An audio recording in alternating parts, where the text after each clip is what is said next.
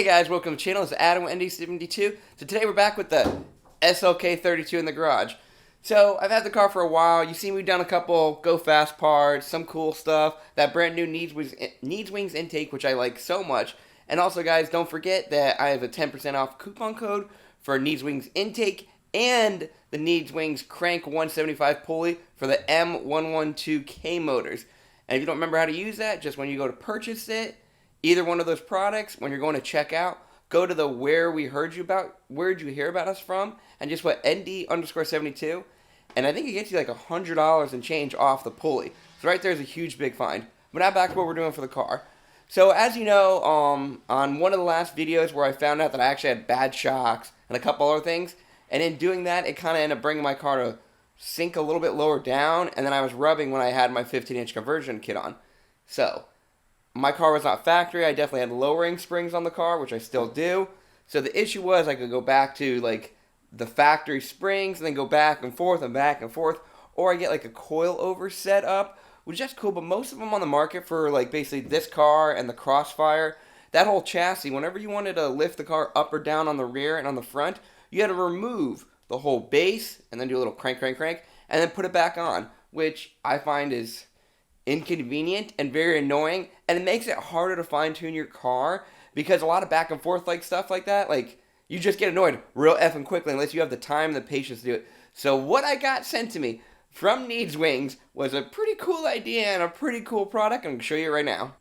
So we got in this box. It's something I got shipped right from Rob. He got it to me really quick, and even quicker than the company who makes these could get to me. It is a suspension kit. Ooh, cool. This kit is from Ground Control. They make this it goes for the Crossfire and the SLK. So it's going to be a pretty cool thing, and this has a cool design. So we're going to pull one out and start looking at it. Alright guys, so we basically got it all unboxed. There's going to be the rear setup and then the front setup. So if you can kind of see, it looks really good quality stuff. They come with, I'm probably saying this wrong, it's the, I can't even think, Albrock or whatever it is. They're pretty known-name springs. I'll put all the links down below and everything of like all the specs and all that. So the good thing about these springs, you could easily just go get them from the company that manufactures just the springs. You could pick your different spring rates and all that stuff.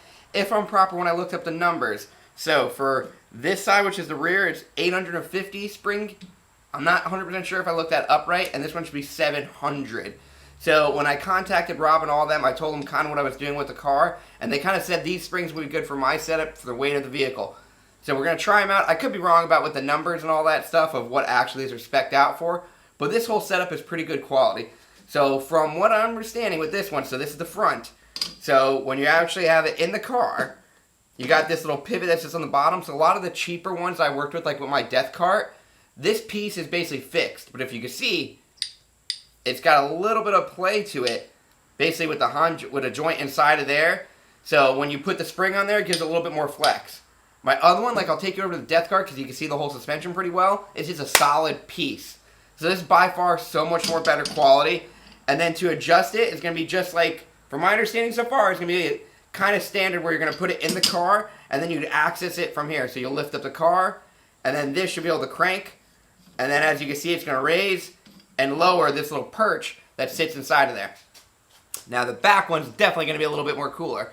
So on my theory, once I get the front pretty much set up, I shouldn't really have to change it at all. But my back, I'm going to be changing a lot. That was the big reason I went to this setup. Because for my whole setup in my car, different tires, I'm going to need different height in the rear. And for traction, when I'm actually coming out of the hole, I'm going to need different height at certain times.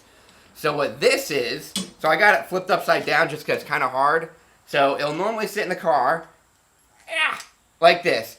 So you'll have the perch, all that stuff will be buried, and then if you can see, this separates, but this little piece right here, you can see, you can fit, I think it's a 17-inch wrench, or socket, so on and so forth, and then you're just going to crank it, and that's going to lower and raise the car. And just like the other perch, this one is not like solid, it'll actually move a little bit and give you a lot more travel when the car is going in the corners for a lot of other stuff for handling. So right now I'm going to show you what the death cart one kind of looks like because you can see a lot of that stuff. So basically this is a generic, medium inexpensive coilover kit for these cars. And as you can see, you can't do any adjustment without removing it And you see how that spring kind of like bends? That's because those perches are solid for how the setup is. So the other one's going to be so much better. Let's see if we can see the rear. But this car, you could just, there's no body, no panel, no nothing like that. So you could see all the suspension. Maybe this side's a little bit easier to kind of see. But see how there's no way to even adjust that? So to adjust this perch, I got to remove everything. I'm pretty sure with the kit I bought, I won't have to. So to give you a little bit better of a close-up look of this, so in the car, here's where the control arm is going to sit. You're going to have your little, basically, lock nutting perching thing that's going to be underneath the car, and that's going to perch to the car. And then just literally the direction is pretty effing straightforward. It tells you even what to throw it away, the pads you don't need anymore, and what you're going to keep. This whole kit is basically, supposedly, fully contained with they replace everything. So you don't have to worry about if you have a worn out bushing here and there and have to replace them. This kit will take care of everything. And then same thing, they literally give you pretty straightforward instructions, tells you what to torque that nut to. That's going to be that nut down there. And then you just go right from there. And if you wanted to go contact them, I got mine from Rob, so I suggest you just get it Rob from Needs Wings. But if you want to contact the company, that's the information to contact the company. But all the quality, like, look, it's pretty effing good quality. Does this focus?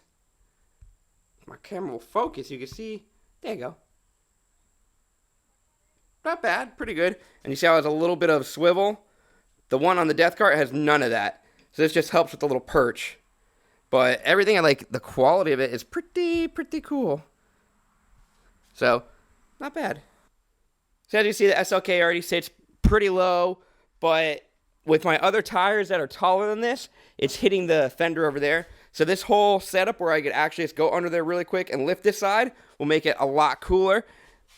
And this car's going to handle a lot better because all my stuff is all worn out. So you could do this whole job at your house with just like a floor jack and some jack stands. I'm going to use a lift because I got a lift and it makes it a lot easier for me. So step one, we're going to lift it up and we're going to start ripping apart the rear just because I just want to do the rear. I don't really think you have to do one or the other first, but that's the one I'm going to start knocking out. All right, let's take a compare. So I was mistaken. The one with the nut is actually the front one. Unfortunate. But this one still should be easy enough to adjust. So here's the modified factory one that I got. So it's the style. So you remove this little padding. And then this is the style spring that I just modified. So as you can see, when this one just sits into a perch and just stays stationary, this one actually has a little bit of like pivot movement over there. So not bad. So we already did the passenger side. As you can see, it fits in there pretty snug with my cool little shocks I put in there before. And as you can see, you still have plenty of room once you remove this wheel to adjust this. So we will be adjusting it. And as you can see, I just kind of set it with like 1 or 2 threads. So it's a good thing. What else I like about this, if you're trying to compare which side to which side or keep measurements, you could actually, if you could see, hold on. I don't think I could actually see it, but you could actually see the threads down there when you're actually looking at it. So we're going to start pulling this side off. It's pretty effing straightforward. It's going to be this 18 right here. So you're going to have an 18. I use the 18 swivel, and then you have an 18 bolt right there that I'm going to put the wrench on. And then this lower control arm will drop down. Also, make sure that you put a jack under here or something, because this is under tension with a spring. So I'm going to set up kind of my whole little rig, and I'll show you how I drop it down. Alright, sorry for the crappy angle, but here's the nut on the other side. So as you see, I got my little jack that's supporting the control arm. And then I'm going to take my impact gun with my little swivel on it, and you're going to go on the back side of it. That's what I do to loosen. The back one right here, and then just take your wrench, and then just go right here, and it should whiz right out. Just be careful.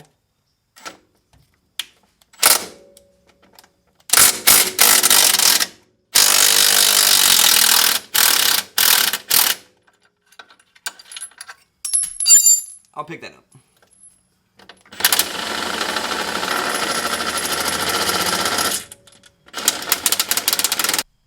Alright, now that we get the bolt out of there from this side, my setup might be a little bit harder to do because I have the 3-inch exhaust over here, but with the swivel I still got it. So now I'm going to lower my little jack, and this control arm should drop down. Just be a little bit careful. You could do this with a normal like pump jack. Same thing, I just have a lift. So you can see it a little better. And then you kind of swing that out of the way, and then this control arm will drop right down, and you can pull that spring out.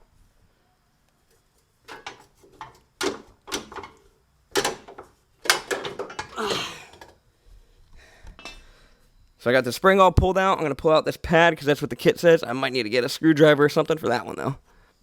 Also for the rear, make sure that you see this little nut in here. Make sure you check the torque on it before you put it in. It should be 15 foot-pounds. The directions will tell you all that.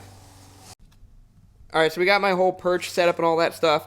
So I kind of just went to that setting right there. I could add and minus it, but it's just a generic one. I just kind of threw it on there.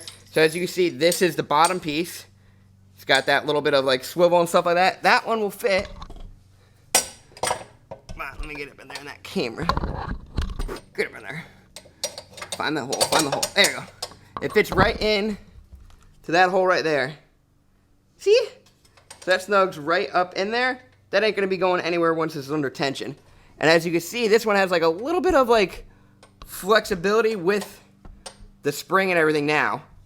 And the other one's just fixed, so that should help out a little bit with basically turning and stability and all that stuff. Hopefully, or it'll do absolutely nothing. Then, you're going to take the other spring and I'll assemble it. I do it all at once in my hand, but I'm going to have to put it down.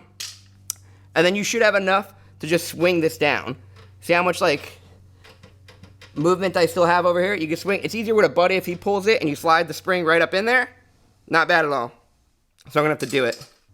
Before I do that, let me just show you this cup. Let me get this light out of the way. This cup, this is right up in there. See? Super simple, and the spring goes in between. Alright, so we got both sides all in. So far, pretty effing easy. We got everything all tightened up. We put load on it. I'm going to show you, or hopefully how easy it is to adjust. Oh, man, yeah. Look it. You got the little perch right there. So you should be able to get a spanner on there. One thing I don't like about the kit, it didn't actually come with one. I looked through the whole box, but luckily I have extra. So this is the tool I'm going to use. This I got with some other kits before. So it should be pretty straightforward. You have it loosened up on their little lock washer, or lock bolt. And then it should just kind of like lock in there and then spin. I'll see how actually easy it is. It might be really weak with like one hand, but we're going to see how easy that is to actually do. Alright, the car is all settled down. The rear, definitely going to do more adjustments, but we took the car out, drove it around for a while. Now we're going to start working on the front because I don't want to fully adjust the rear. Because I think what's going to happen is when I lift the front up or lower the front, it's going to change how the back sits. But this is how the car is sitting factory, which is not bad. Pretty good for this whole setup. But we're going to change everything out in the front so I have more adjustability. So the shocks we got for the front are Kongs. These are the ones that I had on the SLK. They should bolt right up, hopefully. These are the like crappy style where you can't adjust from the top. You only can adjust it from that little ball under there. But we're going to throw them on just because they're free and I have them. So we'll lift this up and start ripping apart the front end. I also ripped down from the attic. As you can see, there's a table of high-performance parts for this car. So from the attic, I ripped down that I have brand new front control arms and lower control arms, just in case mine are broken. These are just basically factory style, nothing crazy. But not bad. But as you see, we got a lot of stuff that will be coming for this car. Some stuff we're just testing that is scrap parts. We'll see if they fit on the car and throughout the time. But let's start knocking out this front end and see how easy it is to put the ground control setup on. So it's looking pretty straightforward. To get this spring out, you got to release all this tension. So my plan is to break this nut loose from over here, from upper control arm, kind of drop the whole spindle down and everything like that, and then see if I can get this spring set up all out and remove the shock. Because there's really nothing holding the spring in. It's just all by tension. So we'll start busting some stuff loose, let it soak for a little bit with some penetrating oil, and then go from there. This bolt's just a 17, so I'm going to try to break it loose like this. Oh yeah, that was much easier to come off. So we're going to whiz it all off. Just be careful you don't really break anything, but I'm using one hell of a breaker bar. But we're going to whiz that all the way down, and then try to tap that thing out. So, I went banging, and I heard a lot of rustling in my Bronco. There's a cat in there. Yeah, we're going to have to deal with that really quick. It's another adventure at the ND72 little reserve. Let's go see if he's okay. And not going to kill me. Kitty? Uh-oh. I don't want to hurt you. I just want to make sure you're okay, kitty cat. Must have been sleeping in there. Where'd he go? He gone. So there's a few ways to get these out. I sprayed it with some penetrating oil. You're going to do a few little taps. Try to shock it out. Try not to really hit the stud like that. So we'll do a few little taps. If not, I'm going to get my spreader. But I was kind of hoping it would come out. So if you can't get this thing to pop out, you just get this handy little like ball joint tool. You just tap it in there, and then you're going to crank this bolt down. I'm going to actually do it with a wrench, and it should pop out. Try never really put impact tools on this, but let's do gentle, and it should pop.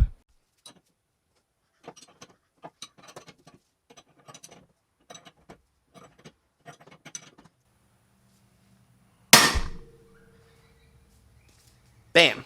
Popped right out. Tool comes right out. And now this nut, you're going to loosen the nut the rest of the way.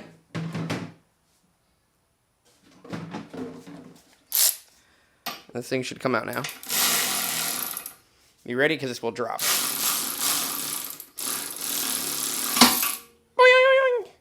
And we didn't ruin the ball joint. Nothing bad happened. Also, what I do is usually you'll put the nut right back here, just the way you don't lose it. And now you got a lot more room for activities. So we're going to start undoing more lines. Be careful. Just be careful with the lines. You don't damage anything. So now that we got that, we're going to start pulling the shock out. So you got a little cap right here. Remove that cap. And then you're going to remove this nut. I want to say maybe it's a 17. We'll see. That is a 17. So we'll just put a 17 on our socket. Hopefully it'll come off. Nope.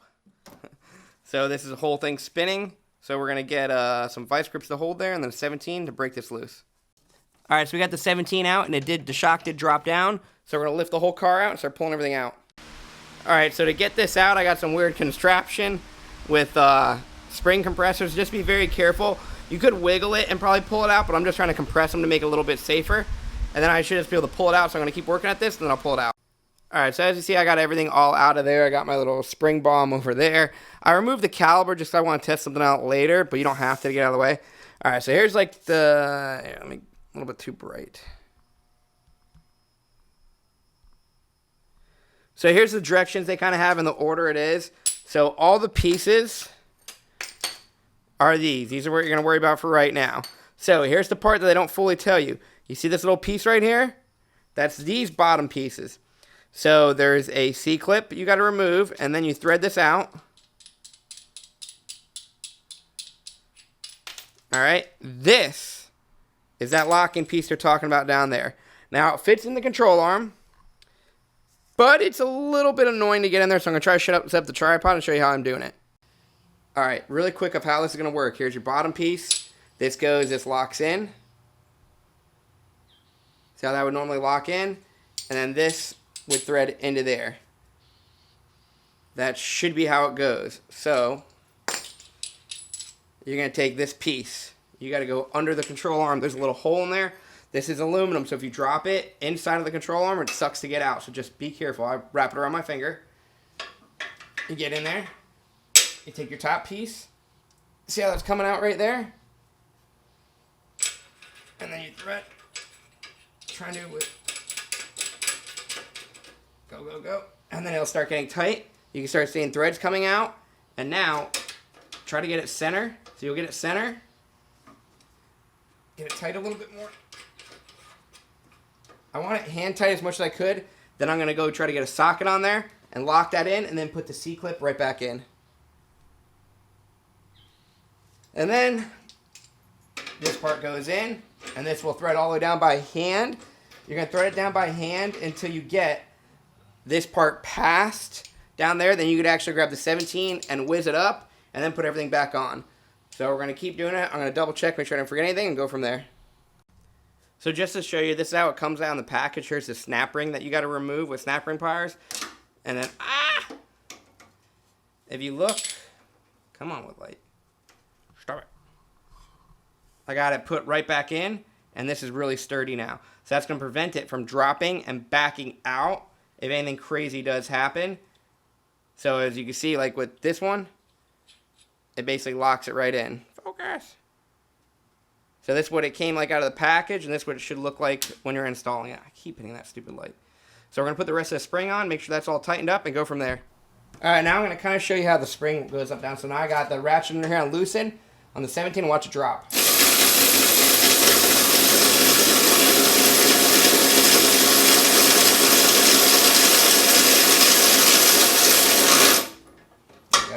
So we got it pretty low like that. So it's going to be a lot easier once you have everything on the car. This bolt, it's pretty straightforward, like my finger could hit right in there. And you can still kind of spin it, see? So we got it pretty low, I think. Now I'm going to start throwing the spring and the perch and all in there and get it all ready. So how the directions show, you're going to take your little perch, put your little perch pad. I'm hoping I could do this without having like to compress anything. That's why I put it all the way low. So we'll see what happens. We got the spring. I don't know. I'm pretty sure it's supposed to be Edelbrock facing up. So we'll see which one's easier to get this perch in there first. Oh yeah, look at it. I could do that with ease. Once you get that old one out, this is ease to put in there. As you can see, this is kind of wiggly up there.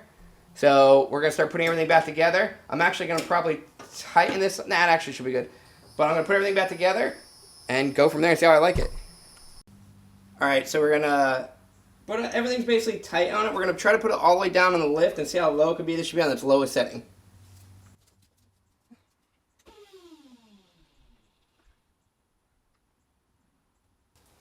Pretty low. I think it's going to drop more once the suspension settles.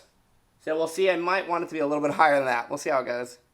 So as you guys can see, we got the car all set up. I've been driving around for about a week and change. I definitely want to do a lot more adjusting to suspension because as you can see, the front is pretty effing low. Like, I can't fit a finger in there. It's pretty high up in the fender. And I still have the rear pretty high where it's sinking down.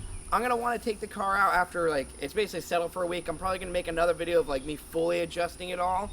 Just because I want it to be perfect when it launches and all that stuff. And I think it's too light, like, too low in the front. But before I do a full adjustment on it, I got some more modifications I need to do to the car.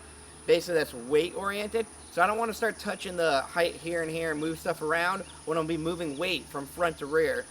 So right now, the car drives perfectly fine. I like it so much. This setup is so easy to adjust. I have a big thanks from Rob from Needs Wings to help me to get the parts. I'm going to put a link below. Thanks to Ground Control for actually making the stuff. So I'm super happy with it. It's very easy to do. Now my shocks, I will probably be upgrading to the proper adjustable shocks where you could do it from the top eventually. But right now, just money-wise, this was what I had, and that was perfect. And I spent the money on the ground control stuff because they're not super cheap. They're not super expensive. I'm pretty sure they were like probably right around 800 bucks off to look at it. But it wasn't that bad for how convenient these are to install and the quality. So big thanks. Hope you guys liked the video. Don't forget, guys, if you guys want to get any Needs Wings products like the intake for an SLK or for Crossfire for a C32, I got a 10% off. Or if you wanted the 178 crank pulley, which I do have one, and I will be installing in the car very soon, you can also get 10% off. All you do is you go to Needs Wings, put the thing in your basket, and when it asks where'd you hear from us from, just put ND_72, and that really does help the channel. And if you don't really want to spend any money to help the channel, just throw some comments down, throw some likes, share it, watch the ads, so on and so forth. But thanks guys for watching, and I'll catch you guys later, and have a good day.